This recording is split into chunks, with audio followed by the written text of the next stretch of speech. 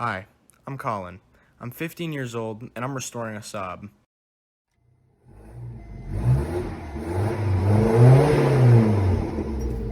This is my new car.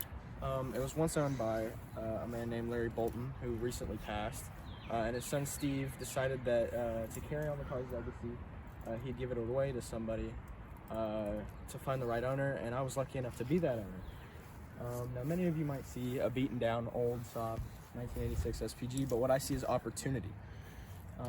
It will take a lot of work, and I'm hoping that this video is going to bring all of us together on a great journey to fix it. And you'll see through the years that it will get better, and hopefully the final product will be something that everybody can say they were a part of.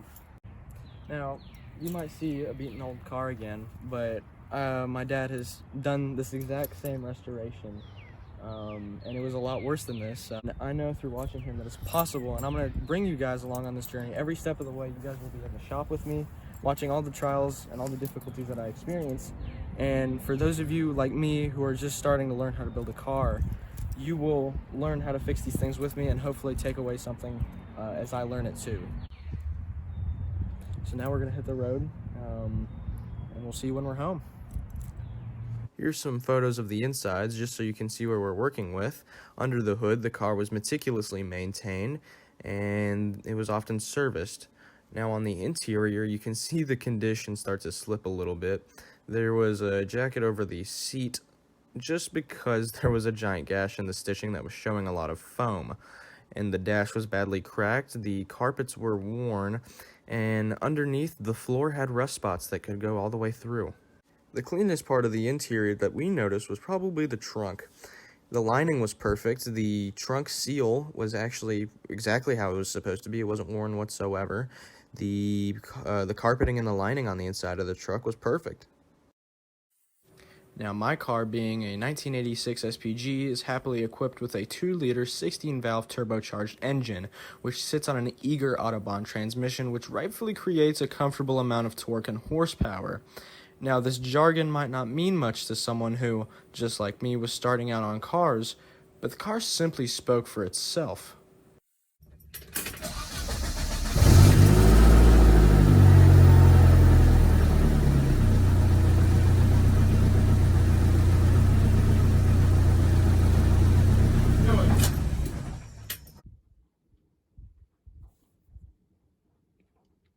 I'm sitting in the passenger seat of my dad's 1984 sedan 900. It's a turbo, but what also people think whenever they see it is, man, I really want my car to look like this. My dad personalized his car with a red interior, which really added to his experience while driving it, giving it a level of luxury that almost felt first class. That's mostly due to the fact that whenever he was restoring his car, he had a vision of what he wanted it to be. Now, it's really a morale booster to look back and see that he did his thing, and now I have the opportunity to do my own. However, it didn't always look this pretty. Back in 2019, my dad decided to take a leap of faith in trying to restore his 1984 sedan. And the issues with this car became very apparent. You can see the paint being very peeled, and it's really quite chipping off at that. Now, knowing what my dad's car used to look like gave me a lot of hope in this project, feeling that I could probably pull something like this off, even though I'm young and inexperienced, but it doesn't mean I can't learn a thing or two on the way. This is that same car, but just a few years later. This also provides an exhibition of what hard work and vision paid off to be. That's what I imagine from my car. We've got a lot of work to do on this car, so why don't we get started? Well, we made it home, and this is where the fun begins.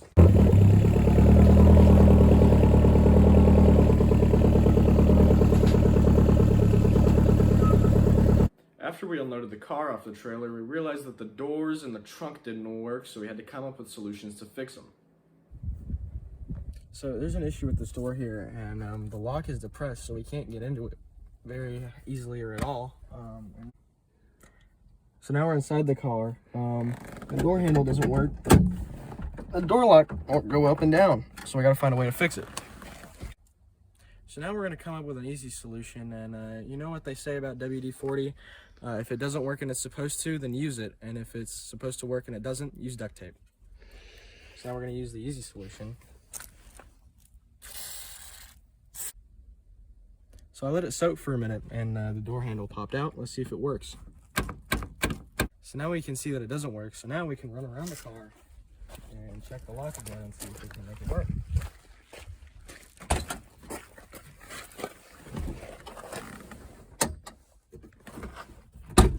There it is. So we want to unlock the back here, but we got the key in and it doesn't work, so we got to see how to fix it. So I saw the panel wasn't on the back, and so now I want to sneak into the rear and see if I can unlock it from back here. And as we can see there's no panel, and so that might make it very easy for us to open it. All right, let's get in here. It opens right up. All right, let's see what's going on here. So you can see that this is the lock right here, and this is the electric lock over here. And so whenever I lock it, the tab over here that lifts this separates. And whenever I unlock it, it comes back over. So whenever I lift the latch, it goes with it. And you can see here that it unlocks.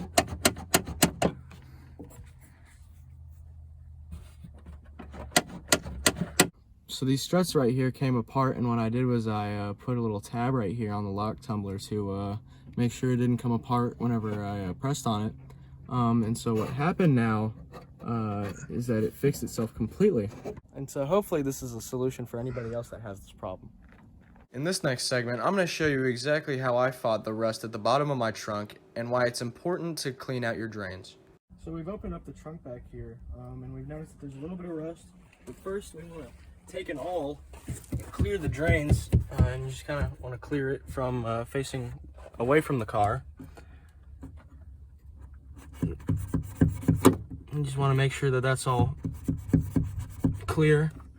And after that, you just take a wire brush and we just attack the rust.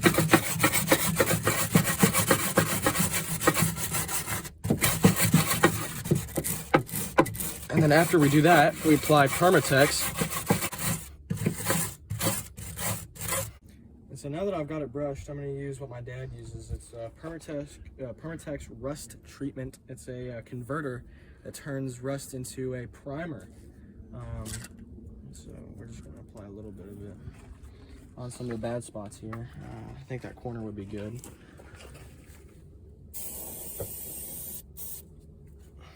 So now we've applied the Permatex around all the bad rust spots. We kind of want to get an even coating around all the bad areas, and you can see that it was turned from a once rusty area, and it's kind of turned a muddy black.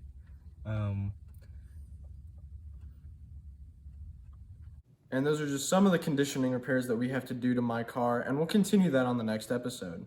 Now, every story has a beginning, a middle, and an end, but a good story doesn't necessarily make an easy story. Every story faces its villain or its hardships.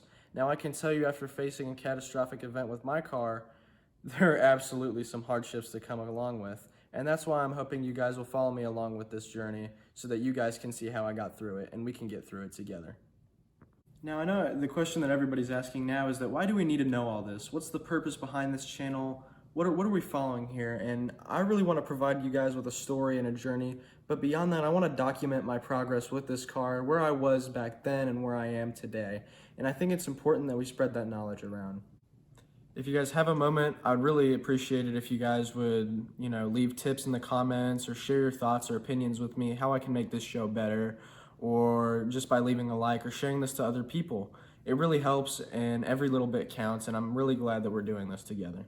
And I think absolutely a big question is, what are my motives with the monetization part of this channel? And I have to be transparent with my viewers and telling you that the truth is that mostly all of the money I make from this YouTube channel is going to go straight back into my own car, besides 5%. Now, the 5% I mentioned, that's going to the Wounded Warriors Project. For every video that I make revenue off of, 5% is going directly to their charity. And that's because the car from the family I inherited it from didn't want me to pay for it, and I couldn't in my good conscience let that happen. So I told him, what's your favorite charity? He handed me a paper that said the Wounded Warriors Foundation, and I thought that was a perfect place after learning their mission for the extra revenue to go. In the next episode, we begin to cover some more substantial repairs, and as a hint to what that'll be, I bet nobody can determine what I have in my hands or what they're used for.